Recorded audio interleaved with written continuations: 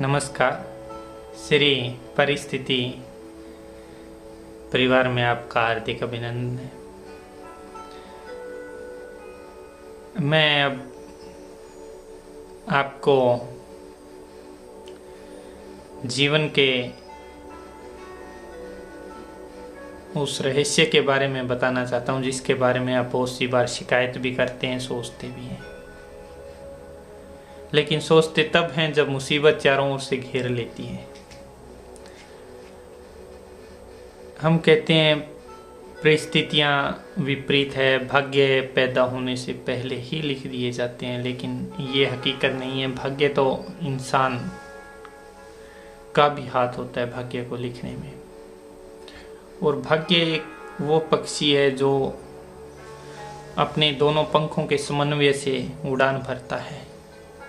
इसमें ना ईश्वर कुछ करता है, ना आप, ना हम। इसमें सिर्फ और सिर्फ वो ऊर्जा ही काम आती है जो उन पंखों में समन्वय स्थापित करती है। एक होता है सूर्य तत्व, एक होता है चंद्र तत्व। ये हम सभी जानते हैं कि सूर्य तत्व और चंद्र तत्व का अपना अपना महत्व है। सूर्य तत्व जो है वो एक स्थायी तत्व है और चंद्र तत्व जो है वो एक अस्थायी तत्व है जो इंक्रीज और डिक्रीज होता रहता है। तो भाग्य जो है उसकी रचना में एक हिस्सा हमें सूर्य तत्व यानी हमारी जन्म तारीख, जिसको हम कभी भी नहीं बदल सकते, वहां से आता है। दूसरा जो है वो हमारे नाम से आता है। दोनों में समन्वय है, वही हमारा भाग्य है। उसको ना बदल पाएंगे नहीं कभी। हाँ, ये है कि अगर आपको ये लगता है आपका नाम सही नहीं है, बैलेंस नहीं है, तो आप हमें हमारे फेसबुक पेज श्री परिस्थिति कंसल्टेशन या फिर वेबसाइट श्रीपरिस्थिति.com पे लिख सकते हैं। लेकिन लोगों की भावना ये है कि नाम से क्या होता है, नाम से क्यों नहीं होता। Name is fame. मेरे 15 सालों की रिसर्च में मैंने यही पाया कि नाम ही प्रसिद्धि है। नाम से क्यों नहीं होता। एक अगर नाम ले रावण का, एक ले राम का। अब कहते हैं रावण तो बुरा था, राम अच्छा था। ये क्या, नाम की ही तो माया है। नाम ही सब कुछ है, क्योंकि नाम एक ऊर्जा उत्सर्जक का काम करता है। नाम की अपना महत्व है। अब हमने देखा होगा ईश्वर और शैतान कहते हैं, गॉड एंड डेविल। तो ईश्वर कहते हैं इंसान खुश होता है, हर कोई स्वर्ग और नर्क वो भी तो नाम ही है। कोई भी नहीं कहता कि मैं नर्क में जाऊं, सब कहते हैं स्वर्ग में जाऊं। लेकिन उसको कहने और करने में फर्क होता है। कहाँ जाओगे वो कर्मों पे निश्चित है। लेकिन इस जीवन में जब तक हो उन चीज़ों को समझो। स्वर्ग और नर्क वो दो नाम ही हैं, जबकि स्वर्ग की ओर सबको आकर्षित है। स्वर्ग में जाओगे, हाँ जाऊंगा, नर्क में नहीं। तो ये सब नाम का खेल है। अगर नाम संतुलित है तो आपके अंदर सकारात्मक ऊर्जाओं का उत्सर्जन होगा, जिससे मुसीबतों का समाधान आसानी से होगा। और उसी को भाग्य कहते हैं। भाग्य के निर्धारण में उतना ही हाथ इंसान का है जितना ईश्वर का है। और कर्मों की जो अर्निंग है, कर्म जो हम कमाते हैं, जो हमारे साथ जाते हैं, वो भी इसी आधार पे कमाए जाते हैं। नाम और जन्म तारीख के समन्वय तथा घर की ऊर्जाएं, उनका परिणाम हमारे कर्म है। कोई भी व्यक्ति ये नहीं चाहता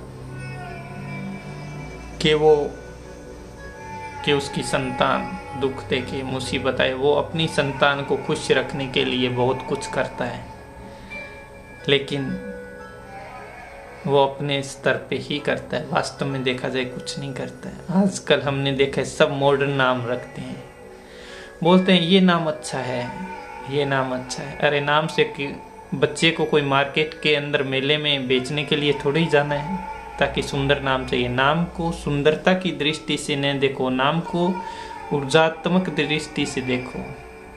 काफ़ी बार मैंने देखा, मुझे ये कहा जाता है कि ये तो आपने अच्छा नाम नहीं बताया बच्चे का, आप अच्छा नाम बताओ, सुंदर होना चाहिए। लेकिन नहीं, मैं सिर्फ एक ही नाम बताता हूँ। अगर नाम की मैं खूबसूरती नहीं देखता, मैं नाम के ऊर्जात्मक स्तर से देखता हूँ कि जब बच्चा जिस तारीख को पैदा हुआ है उसके साथ किस नाम का समन्वय है, ताकि उसका जो भाग्य रूपी पक्षी है वो अपनी उड़ान में कोई भी बाधा महसूस न करे, निर्बाध रूप से वो अपनी उड़ान भर सके। लेकिन अब इस गलत फहमी को, हाँ ये है कि अब लोग मानने लगे हैं कि सही है। शुरू में दिक्कत आती है, लोग नहीं बिलीव करते, कहते हैं नाम सुंदर हो। नाम तो सबके सुंदर ही हैं, लेकिन मुसीबत पार नहीं होती। कौन सा नाम गलत है? नाम कभी भी सुंदर या गलत नहीं होता, सुंदर या बता नहीं होता। तो नाम जो है उसको रखते समय सुंदरता उसके गुणों की रहनी चाहिए, न कि उसको पुकारने की।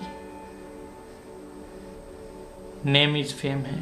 नाम बच्चे की जन्म तारीख से संबंधित, तो हर एक माता पिता के लिए बच्चे ही सबसे बड़ी संपत्ति हैं, और उनके भाग्य रूपी पक्षी को बलवान करने के लिए आप उसका नाम उसकी जन्म तारीख के अनुसार दें।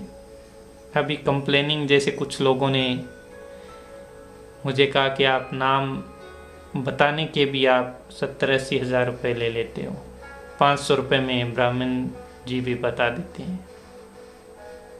लेकिन वो ये नहीं समझते कि मंदिर, जहाँ पे मंदिर, मस्जिद, चर्च, गुरुद्वारा कोई पैसा नहीं लगता, कम लोग इंटरेस्ट रखते हैं। लेकिन क्लब, पब, नाइट क्लब्स, महंगी पार्टियाँ, जहाँ पे महंगा होता है वहाँ पे लोग ज़्यादा जाते हैं। तो ये प्रभाव किसका है? ये ऊर्जा का प्रभाव, क्योंकि वहाँ पैसे दे के जाना होता है तब जाते हैं। मंदिर, मस्जिद, गुरुद्वारा में बुलाओ, लोग बहुत कम आएंगे। तो नाम की ऊर्जा होती है, जब खाने पीने पे वो लाखों रुपए उड़ाते हैं, वो सिर्फ नाम का प्राइस देखते हैं, ये नहीं समझते कि प्राइस हाई नहीं होता। मोबाइल, लैपटॉप, इनको खरीदें, 4-5 साल काम आता है और वो फिर वेस्ट हो जाते हैं, काम नहीं आते। उसी तरह से नाम जो है, नाम तो जीवन भर काम आता है, आने वाली पीढ़ियों के काम आता है। नाम की कोई कीमत नहीं होती, नाम अनमोल है। नाम का समन्वय जो है बैठाना, उसको पैसों से नहीं आंक सकते। यह एक आर्ट है, नाम का समन्वय स्थापित करना एक कला है। मेरे जो प्राइजेस हैं, जिन लोगों को हाई लगते हैं, मैं उनको यही कहता हूँ, प्राइस हाई नहीं है। आपको नाम की कीमत का पता नहीं है, आपकी परिस्थितियाँ उस चीज़ को समझने में नाकाम है, नाम की महत्ता को। आज हम व्यक्ति गाड़ी खरीदता है, 7-8-10 लाख रुपए लगाता है, एक्सीडेंट हो जाए वो यूं ही चली जाती है। लेकिन नाम जो है वो कहीं नहीं जाता है। नाम जीवन भर काम आता है, आने वाली पीढ़ियों के काम आता है। अपने भाग्य रूपी पक्षी को संतुलित करने हेतु अपना नाम जन्म तारीख के अनुसार रखें। उस नाम के अंदर इस तरह से ऊर्जाएं उत्सर्जित होनी चाहिए ताकि आप निर्बाध रूप से अपने जीवन की उड़ान भर सकें।